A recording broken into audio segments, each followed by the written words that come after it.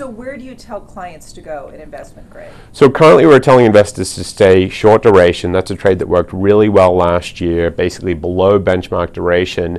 I think as we progress through this year, what we're going to start recommending clients do, and we've talked about this a little bit, I still think it's early days for this, is start moving some of that money out of your short duration bonds into longer duration bonds. So it doesn't mean you buy all 30-year bonds, but maybe buying 10 to 15-year corporates or buying callable agencies that go out about 20 years, but because of that call, they're shorter duration in nature, or maybe it's 20 to 30-year kicker bonds and munis.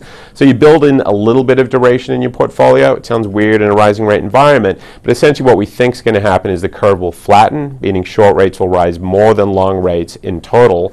So the real risk is at the front end. So short today, but moving towards a longer duration portfolio as we move through this year. And there are some sectors you like as well on corporates. Correct. In corporates, because of the inflation signs starting to brew, we think what investors should be doing is focusing on sectors that can pass through those costs to consumers. So energy would be one sector. Financials tend to benefit as rates rise because they collect a bigger net interest margin. Food and beverage companies.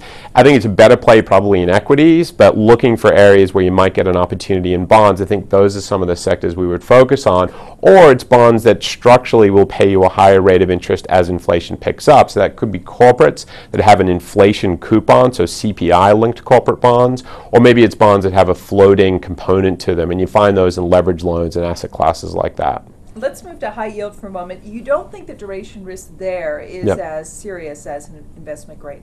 What's the discrepancy there with high yield? The discrepancy is purely coupon and overall maturity. So if you're a high yield company, you can't issue 30-year bonds, generally speaking. Most high yield bonds are issued sort of in that 5 to 10-year time frame, and the average maturity is about 7 years. You also pay a lot higher coupon. The average coupon on high yield is about 5.5% versus only about 4.5% in investment grade. So the overall duration of the market is about 4 years versus 7 years in investment grade.